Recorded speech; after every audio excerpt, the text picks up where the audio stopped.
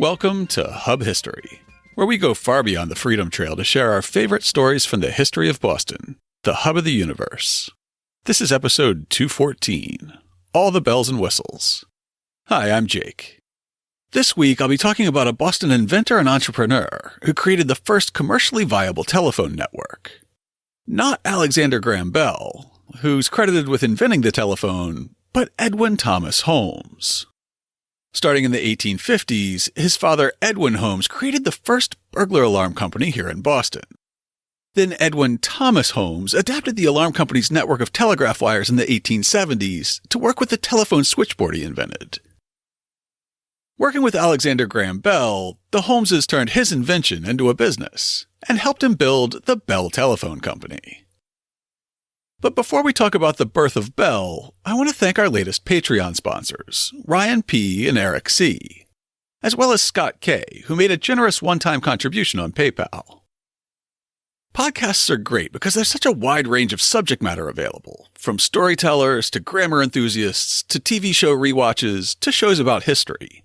Even really niche stuff, like, say, 214 episodes about really specific topics in Boston history. Even better, most podcasts are completely free to listen to. Unfortunately, they're not free to produce. We have expenses like transcription fees, storage costs, podcast media hosting, and web hosting and security. Listeners like Ryan and Eric make the show possible by giving $2, $5, or even $10 a month to offset those expenses. If you'd like to join them, just go to patreon.com/hubhistory or visit hubhistory.com and click on the Support Us link. And thanks again to Ryan, Eric, Scott, and all our sponsors. Now it's time for this week's main topic. These days, we all live our lives on our smartphones. You're probably listening to my voice on your smartphone right now. The modern smartphone's so remarkable that it's easy to forget how important, complex, and advanced the landline phone network seemed just a few decades ago, even though it was really based on 19th century technology. The telephone is so old that when the businessman who turned it into a successful product got his start in electrical work, he had to make his own insulated wire. While working for his father, also an inventor and entrepreneur, he would sit out in the backyard with the huge spools of copper wire his father would buy, and he later wrote, "On a cone-shaped wheel, he would put a coil of braided wire, and running it through green paint, would carry it onto a drying wheel, from which 2 days later it was again rewound into coils convenient for his men to carry." That's right, green house paint was the first electrical insulation, which sounds totally safe. His account continues, "While a boy, I spent many hours of my time when free from school painting wire in the backyard, when I would infinitely have preferred to have been playing marbles in the street with the rest of my boy companions.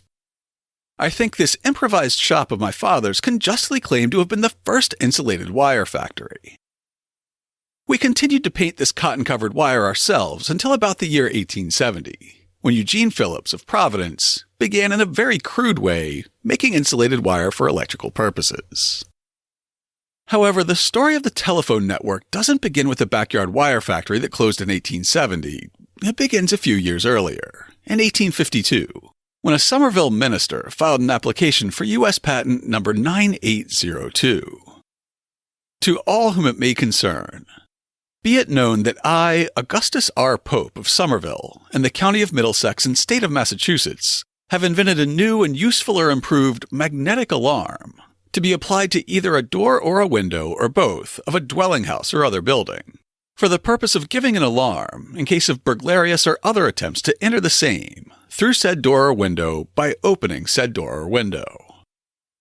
When the door was opened or the window raised, it released a spring switch, which Pope called a key, and completed a circuit. And at the other end of the circuit was a bell, as described in Pope's patent application. The operation of the apparatus is as follows. While the door is closed or the window sash down, the magnetic circuit is broken, because the spring of the key is thrown out of connection with the upper wire of the door or window frame. But as soon as the door is opened or the window sash moved so as to allow the spring of the key to come into contact with the upper wire, or the metallic plate at the lower end thereof, the circuit will be closed, the current of electricity being made to flow through the circuit breaker and around the magnet. As soon as this takes place, the magnet becomes charged and draws the armature toward it, and thereby throws the hammer of the bell against the bell. During the movement of the armature toward the magnet, it throws or moves the circuit breaker out of connection or contact with the wire, whereby the circuit will be again broken, so as to demagnetize the magnet and allow the armature to fall back until the circuit breaker again comes in contact with the wire, and thereby closes the electric circuit and produces another blow of the hammer on the bell. Thus, a constant succession of blows of the hammer on the bell will be produced. It may sound complicated, but you've seen and probably heard bells like this 1,000 times. Every time you're walking down the hallway in an older building, and you see an alarm bell mounted high on the wall with a round bell and clapper next to it and a box below it, you're looking at Pope's alarm bell. Many older buildings use them in fire alarms, and some of us went to high schools where a bell like that would announce that it was time to change classes. A few months after his 30th birthday, Harvard Divinity alumnus Reverend Augustus Russell Pope resigned from his church in Kingston, and a few months later he moved to Somerville with his wife Lucy and their 2 daughters and 2 sons. He had accepted an offer to take over as the pastor of Somerville's Unitarian Church, where he started in November 1849. As a profile said, "Here he continued to labor with great acceptance to the people of his charge until his death, with the exception of a few months about 2 years since, during which period he acted as state agent and lecturer for the Massachusetts Board of Education." Unfortunately, that death would come early, at age 39 in 1858. In the meantime, practically any moment that wasn't taken up by his pastoral duties was devoted to education. The same profile continues, "He delivered many lectures before conventions of teachers for the Board of Education, in which he displayed much ingenuity. One particularly, on telegraphs, was highly commended. He edited or prepared the first educational yearbook and wrote many articles for the Massachusetts Teacher." It's hard to understand how a Unitarian minister would have gotten started with the sort of electrical experiments that led him to create the first burglar alarm. But it's entirely possible that he was building on the existing fire alarm telegraph. In a 1992 thesis on the Holmes burglar alarm, Karen Donnelly wrote, "Although it is unlikely that Pope's exact catalyst will ever be known, it's difficult to imagine that he developed his system in total isolation. Somerville was located just 2 miles from Boston, which at the time was the major American center for telegraphic manufacturing. Also, as the nation's premier scientific center, Boston led in making all manner of scientific apparatus and had plenty of skilled artisans, inventors, electricians, machinists, engineers, the technological elite of the nation in residence." One of those technological elite was William Francis Channing, son of William Ellery Channing, the head of the Unitarian Church. William Francis had disappointed his father by being more interested in gadgets and technology than ideas and theology.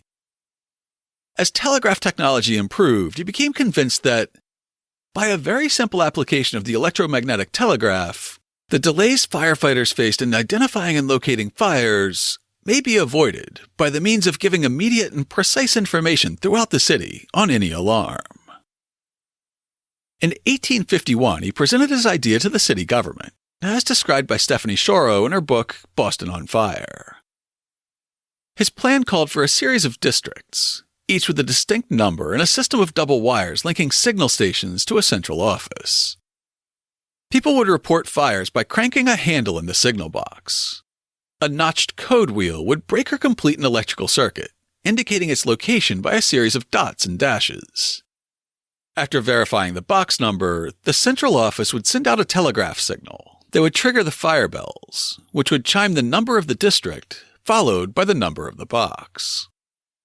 The city accepted his proposal and installed a system of fire alarms based on Channing's design. This system remains in place today, and if you examine an older fire alarm box in Boston, you'll see the words Fire Alarm Telegraph Station with a number. In fact, when a fire broke out in the North End during a nationwide 911 outage in December 2018, a fast-thinking resident pulled the alarm at box number 1212. The Boston Fire Department tweeted, Fortunately, our firebox system has been operational since 1852. No injuries. Writing for Universal Hub, Adam Gaffin pointed out a historical connection. That location was the site of the first ever fire alarm signaled by a street box for a fire around 8:25 p.m. on April 29, 1852, just one day after Boston turned on the world's first municipal firebox system.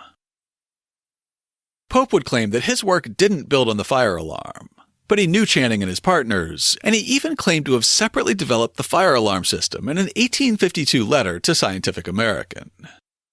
Indeed, early in the autumn of 1850, without having heard of Dr. Channing's earlier movement, I prepared the outline of a similar system of fire alarms, of which I deemed myself the original inventor. I also exhibited to neighbors and friends a model which satisfactorily established the utility of the invention. Unlike an Alexander Graham Bell, Pope was by far a part-time inventor. The profile written about him only brings it up as an afterthought, saying, he was well-versed in physics and had a great talent for mechanics. He invented the electrical apparatus to alarm the inmates of a house against burglars. The burglar alarm was an afterthought in Pope's life as well. He invented the keys and the bell that we all know so well, but he did not invent a successful business plan. He quickly came to view the burglar alarm as an unwanted distraction from his work as a minister and educator, with Karen Donnelly writing, after Pope was granted his patent, he set about marketing the system. He installed the device in several houses in Somerville, some without charge, so that it might be tested and its merits made known to the community. He advertised in several newspapers, put a traveling salesman into the field, and in 1856, he exhibited his new system at the fair of the Mechanics' Charitable Association of Boston, where he received a diploma and a silver medal. Although he installed the system in a large boot and shoe factory near Boston, commercial success eluded him. Pope's duties as a clergyman would not permit him to do more, and being very much out of health, he found it necessary to dispose of his patent. When an offer came along in 1857, he was happy to take it. Businessman Edwin Holmes, as his son Edwin Thomas Holmes would later write in the book A Wonderful 15 Years, in the year of the great financial panic of 1857, chanced upon a man by the name of Pope, who had invented a device which at the opening of a door or window in a house would ring a bell in the owner's sleeping room. The idea appealed to Mr. Holmes, who promptly bought the patent, and as electrical bells and other equipment were necessary. He paid $8,000 in securities and about $1,500 in cash for Pope's patent and hardware, and then he sat down to try to figure out what to do with it. At the time, Edwin Holmes was in his late 30s, and along with his brother operated a shop that his son would call a Yankee Notion store, or what is now known as the Notion Department in all of our large stores. Of course, the younger Holmes wrote that in 1917, and calling it a Notion Department didn't really help me much. I looked it up, and the first definition I could find online was a store selling haberdashery, which was super helpful. After a little more research, I guess notions are all the things used in sewing and tailoring other than the cloth itself. Buttons, snaps, spools of thread and such. And Yankee notions were specifically American-made goods. So Mr. Holmes was selling American-made sewing supplies at a shop at 17 Tremont Row. Tremont Row also bears a bit of explanation because it no longer exists on a map of Boston. Depending on when you looked and who you asked, Tremont Row was a retail center along what's now Cambridge Street and Tremont Street, sort of between the Kinsale Restaurant and King's Chapel. Of course, that was before Government Center existed, so there was a warren of narrow streets like Brattle, Cornhill, and Exchange Place, roughly where City Hall now stands. Along Tremont Row, there were artists and auctioneers, publishers and shoemakers, and eventually photography studios. 17 Tremont Row, where the Holmes store was, had been home to an artist, a piano teacher, and a music publisher before Holmes moved in, and it was the headquarters for John Harrington and Company, who specialized in hoop skirts and corsets after Holmes moved out. Speaking of hoop skirts, those elaborate garments have been growing in size and complexity for years, and they peaked in the late 1850s or early 1860s. Whether or not you know exactly what they are, you've seen a hoop skirt in any movie set during the Civil War. Just picture Vivien Leigh as Scarlett O'Hara, greeting her suitors on the steps of Tara in the first act of Gone with the Wind. Edwin Holmes was an expert in making the wire armatures that formed the structure of a hoop skirt. And as Edwin Thomas points out, that knowledge came in useful when he got into the electrical device business. It may be surprising to know that the only insulated wire to be had at this period was a very fine copper wire wound with silk, such as was used for the making of magnets and the various telegraph instruments. The first problem presenting itself, therefore, was to procure a large-size insulated wire. And it was just here that the hoop skirt experience of Mr. Holmes's earlier days became useful. For after buying a number 18 bare copper wire, he would take it to a factory where the steel wire for hoop skirts was braided with cotton, and here have his copper wire covered in a similar fashion. It was, of course, those cotton-wrapped copper wires that Edwin Thomas would then paint with greenhouse paint and wind up to dry in the family's backyard.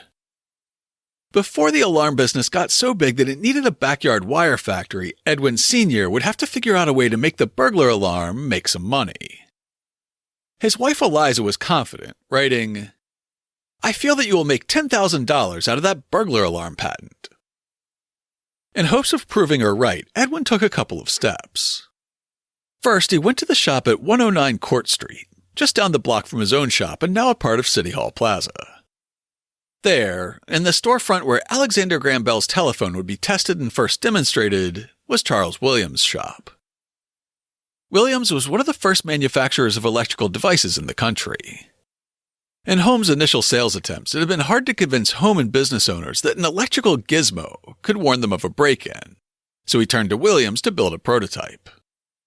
Edwin Thomas's book says that to overcome this skepticism, Edwin Sr. had a small house made, with a door in front, a window on either side, a battery inside, and a full-size bell on top.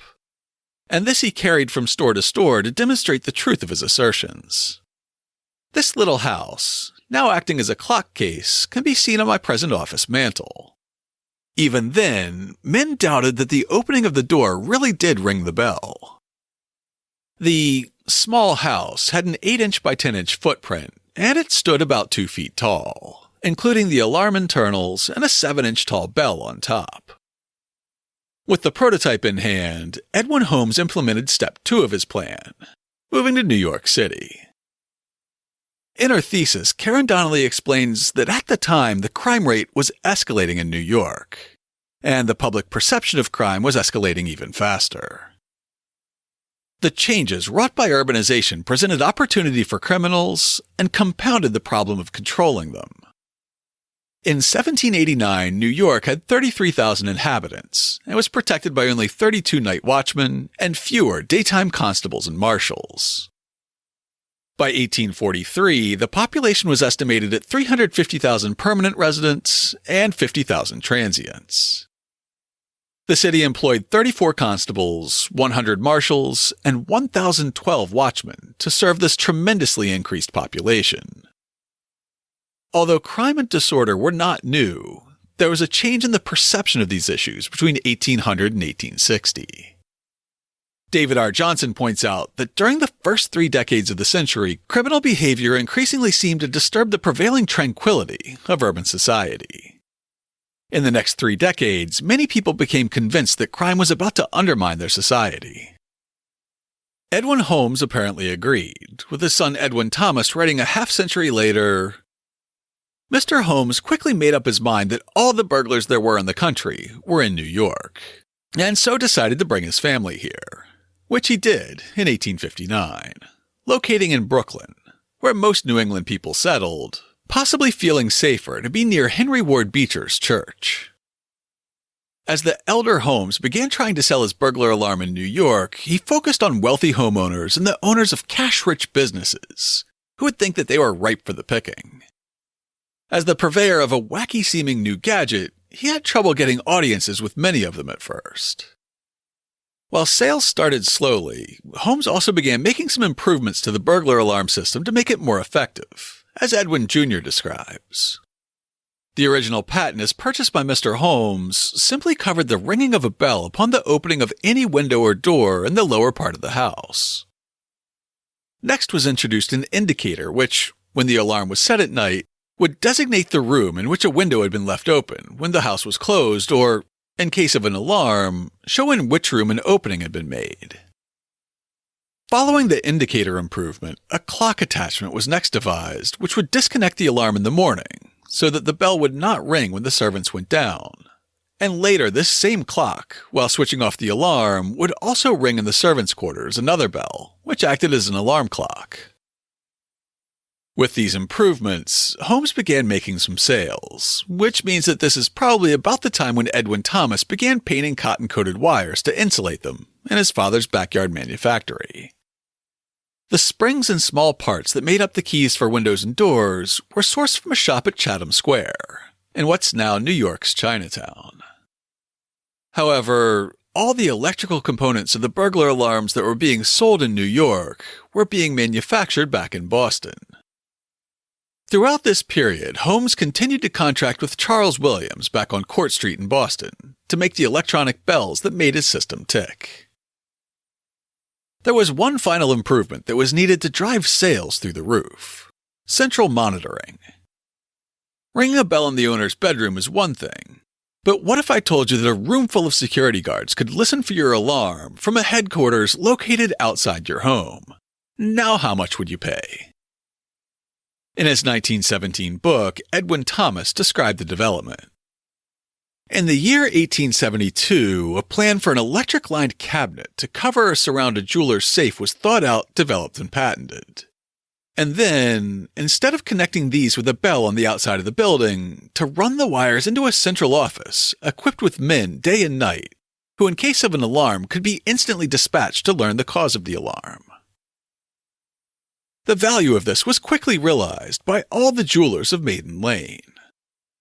At the same time, ways for treating and protecting a bank vault were also worked out, and were quickly recognized by bank officers. The company's top-floor office, at 194 Broadway in Manhattan, was soon connected by a tangled riot of wires to banks and jewelers all over the city. That same year, the younger Holmes was pressed into service.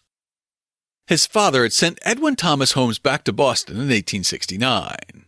As the business model came together, in 1872, I also opened a central office in Boston at the same time the one was being opened at 194 Broadway in New York. 6 months later, this Boston office had 13 banks and several jewelers' establishments connected with it. Edwin Thomas got the Boston office open at 342 Washington Street just in time for it to witness one of the great calamities in Boston history. The younger Edwin wrote, "It was on the night of November 9th, 1872, when living in Brookline, that I was awakened to be told that there was a big fire raging down in the village. Dressing hastily and without a collar or tie, I hurried to the center of the town, where I was told that Boston was burning up." On that Saturday evening in 1872, a fire broke out in the basement of a warehouse on Summer Street in what's now Boston's financial district. It became known as Boston's Great Fire, which we've talked about in passing, and one of these days we'll do a full episode about it. Edwin Thomas continues, "I boarded a train about to leave for Boston, and all that night and until noon the following Sunday I was in the streets of Boston. As the fire approached our newly equipped office, I directed everything to be removed, with the exception of our galvanometer case, which, owing to the hundreds of wires connected with it, I told them not to touch until I said so. When falling bricks from the burning building in the rear of us broke the windows in our own office, however, I directed that all the wires be cut and the case removed. Later, it proved that this was unnecessary, for with the exception of the broken windows, no damage was done to our office. On the following Sunday morning, I witnessed the contents of our new central office, so needlessly uprooted, piled on the steps of the old courthouse. When the smoke cleared 12 hours after the fire started, a vast swath of 65 acres of the heart of the city had been completely destroyed.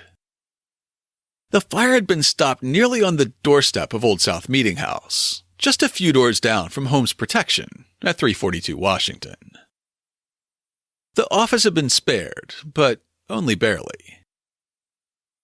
With so much of the city being replaced by new construction, it was a perfect time to add burglar alarms to the new buildings. After the fire, Holmes said that they had about 40 or 50 wires to replace, but that number soon multiplied.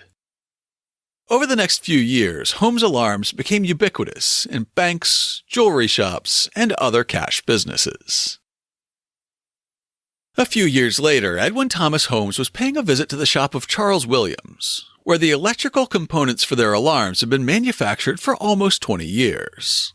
And there, he stumbled into the next chapter in his life story. In May 1877, when I was located in Boston and on one of my frequent visits to Williams' shop, I found him standing and helloing into a box that stood on the top of the book rack in the corner of his desk in his little shop office. Although his back was turned towards me, he realized that someone was behind him, and turning, he saw me and laughed. "For heaven's sake, Williams, what have you got in that box?" I said. "Oh," he replied, "that is what that fellow out at Watson's bench calls a telephone."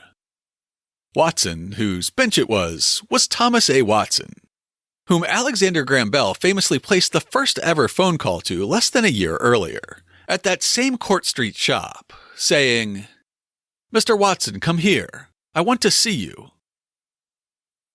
The development of the telephone in Boston is another topic that deserves its own episode at some point, but by the time Edwin Thomas Holmes got his first glimpse of the device, it was not yet a commercial success.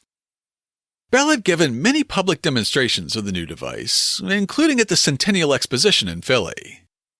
But just a few months before, Western Union had declined to buy his telephone patent, asking, "What use could this company make of an electrical toy?" That was basically how Holmes reacted as well, saying, "Is that the instrument that I've seen squibs in the paper about, saying that someone was attempting to talk over a wire? In fact, had talked from one point to another?" "Yes," he said. "He and Watson have been working away at it for some time." At that time, a telephone was strictly a point-to-point device. A wire would be strung between two buildings. In this case, Charles Williams' shop on Court Street and his home in Somerville. A telephone was connected to either end of the wire, consisting of a 6 by 6 by 10-inch box with a hole in one end. When the other person was on the line, you would shout into the hole, then quickly turn your head and hold your ear up to the hole to hear the response. Each telephone could only be connected to one other telephone, making its usefulness pretty limited. Edwin Thomas's curiosity was piqued, and he started hanging around the Williams shop and watching development progress on telephone research.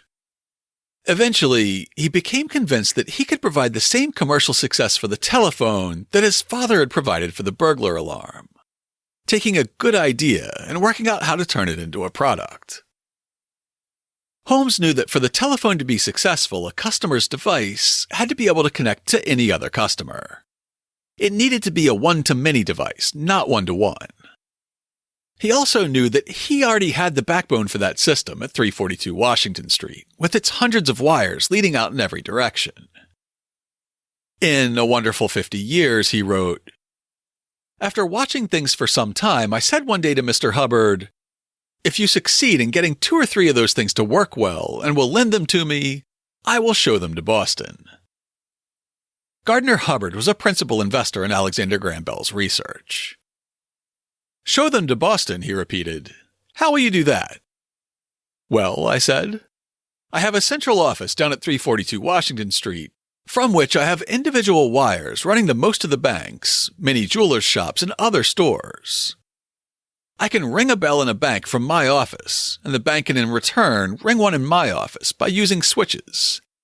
And by giving a prearranged signal to the exchange bank, both of us could throw a switch which would put the telephones in circuit, and we could talk together. If you will send me 3 instruments, I could put another in the hide and leather bank, and after I had gotten Mr. Binion at the exchange bank, I could call Mr. Ripley at the hide and leather bank and tell him that Mr. Binion wished to talk with him. And with the third telephone in circuit at my office, I could hear that their conversation was successful. After looking at me with great surprise and much interest, Hubbard slapped me on the back and said, "I will do it. Get your switches and other things ready." If you've watched enough old movies and newsreels, you've probably seen telephone operators at work in front of a switchboard. Long distance. Thank you. I am sorry they do not answer. I will call you in about 20 minutes. Mr. Brown is not expected until tomorrow. Will you speak with anyone else? If you've wondered why it was called a switchboard, it's because the one that Edwin Thomas Holmes first assembled in his Washington Street shop was made out of a 3-foot-long piece of board with switches on it. He wired it up so at the flip of a switch, the wires from his burglar alarms would form a circuit with the switchboard. Then on the board itself were a series of plugs and patch cables that would allow him to connect the alarm cable from any customer's business to the cable from any other business. He bolted this switchboard to the wall of his office, then put up a small shelf that would hold a 10-inch telephone. Alexander Graham Bell sent over the telephones with serial numbers 6, 7, and 8, and he put one on his shelf, and the other two in the Exchange National Bank and the Hyde and Leather Bank. With this setup, a banker at the Exchange could call up Holmes's office and ask to be connected with the Hyde and Leather. Then Holmes could call over to make sure that Hyde and Leather was available before connecting the two directly. They tested it, and it worked. Bell sent over 2 more phones, which Holmes put into 2 more banks, and then he called the press. One of the Boston papers wrote, "The telephone. Another successful series of experiments with the telephone was made yesterday afternoon at the rooms of Professor Holmes, electrician, on Washington Street. At this place, Mr. T.M. Carter played several cornet solos, which were heard distinctly at the rooms of Messrs. Brewster, Bassett and Company on Congress Street, at a branch office on Court Street, and at Somerville. In response, Mrs. Williams sang several songs in Somerville, which were plainly heard at the 3 points above mentioned in this city, and singing from the Court Street office was heard in all other places. Conversation was also carried on between the several points, connected with perfect ease." In his 1910 History of the Telephone, Herbert Casson seemed less than impressed with Holmes's invention. The little shelf with its 5 telephones was no more like the marvelous exchanges of today than a canoe is like a Cunard liner. But it was unquestionably the first place where several telephone wires came together and could be united. Nevertheless, that demonstration proved the viability of the telephone, and Edwin Thomas Holmes came on board as the 6th employee of the Bell Telephone Association. He already had wires in hundreds of homes and businesses, and he started offering a service where the customer could use their telephone during the day, then switch the wire over to alarm service at night when they didn't need the phone anyway. He would lease the telephones from Bell for $10 per year per phone and charge each customer $5 a month. Holmes started advertising, saying, "The above company proposes and is now prepared to establish direct telephonic communication between every business house in the city." As the customer base grew, Holmes set his mind to solving the new problems that arose, writing, "I began by running 4 or 5 circuits in different directions from my office, each circuit having 2 wires, on one of which I expected to cut in about 25 telephones. And from the other I ran a wire called by telegraph men a leg, into the store through a press knob and to ground. Pressing the knob released a drop, which when falling, called the central office operator's attention to the phone of that circuit. We had at this time gotten the hand telephones, one of which was to be placed alongside the shipping clerk's desk in the store, and here came the first great obstacle. We could not talk through all the telephones, and how are we going to cut them out of the circuit when not in use? No such situation as this had arisen before, and how was it going to be met? My thinking hours had to be increased, and they ran into the small hours of the morning. After several days, at about 2 a.m., the brilliant thought came to me. Its own weight. At 4 a.m., I felt that I had really solved the question, and went to bed. In the morning, I hastened to Williams' shop, and meeting Williams, said, I've got it, sure. Its own weight will do it. Whereupon a backboard was made and a long hook fastened to the board in the middle so that it would work like a child's teeter. It had a fork at the top end to hold the phone and two connecting plates at the bottom, which, when the phone was in the receptacle, would by its own weight close the cutout switch at the bottom. This was the first cutout telephone switch ever made, and in similar form it has been part of every telephone since. Holmes had invented hanging up, and it was part of every telephone, until the touchscreen was invented. He also invented, or rather hired, the first telephone operator. For most of the era when telephone operators were needed, women served as operators. But the first one was a teenage boy named Frank Moore. He happened to work in the Holmes office as an assistant, so he was pressed into service. Soon, he moved on to other positions at the company, but he was replaced by another boy, and then another, and before long, the Holmes company was employing 5 or 6 teenage boys at a time.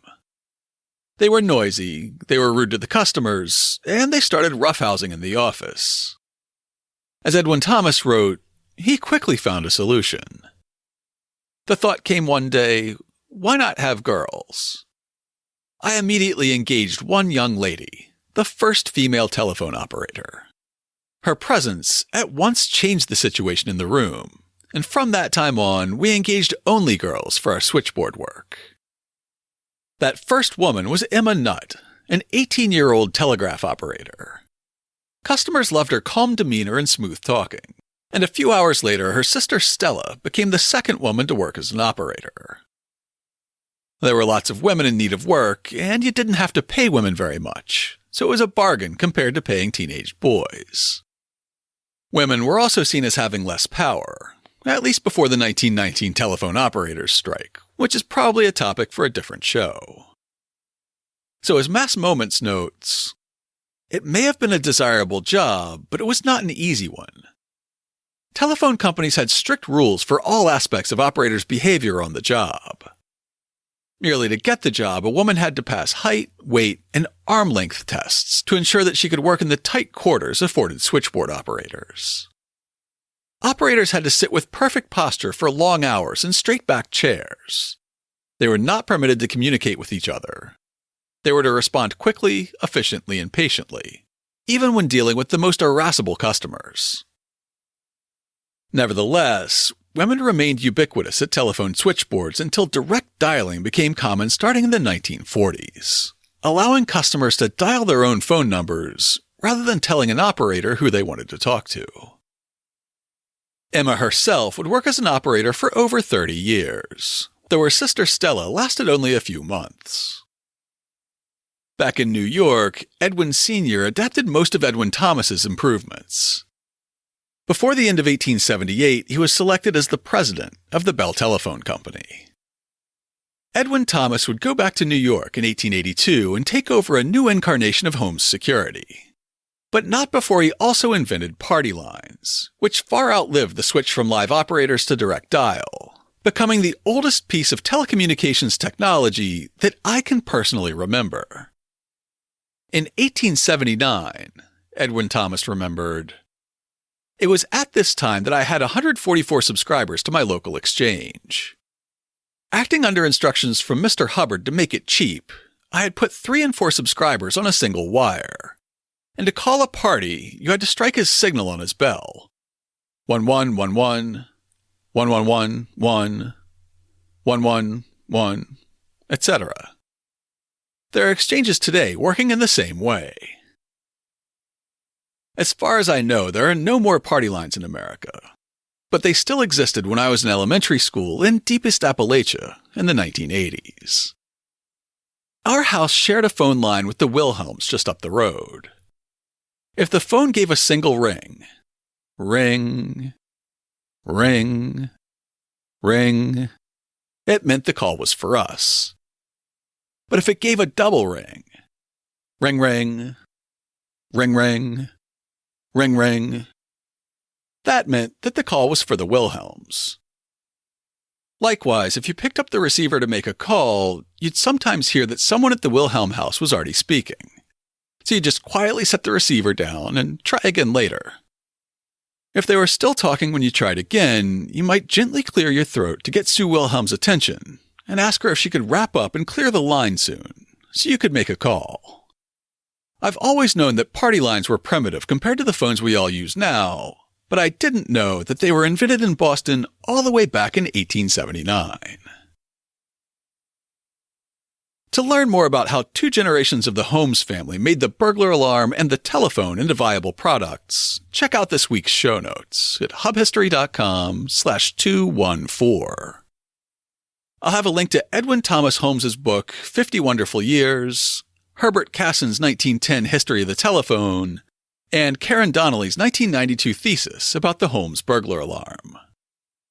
I'll also include illustrations showing Edwin Thomas painting wire in the backyard, the first telephone switchboard, and the forest of wires leading from the roof of 342 Washington Street. If you'd like to leave us some feedback, you can email us at podcast@hubhistory.com. We're Hub History on Twitter, Facebook, and Instagram. Or go to hubhistory.com and click on the Contact Us link. While you're on the site, hit the subscribe link and be sure that you never miss an episode. We're in all your favorite podcast apps, including Google Podcasts, Spotify, Amazon Music, Stitcher, Pocket Casts, and many more. You can stream the show every Sunday night at 8 p.m. on bostonfreeradio.com. You can also listen on your favorite smart speaker. If you have an Amazon Echo, just say, "Alexa, play the Hub History podcast." Or if you have a Google Home, you can say, "Hey Google, play the Hub History podcast." Sure, playing the latest episode of Hub History, our favorite stories from Boston history. Apple Podcasts is still the most popular podcast app. If you subscribe on Apple Podcasts, please consider writing us a brief review. If you do, drop us a line. We'll send you a Hub History sticker as a token of appreciation. That's all for now. Stay safe out there, listeners.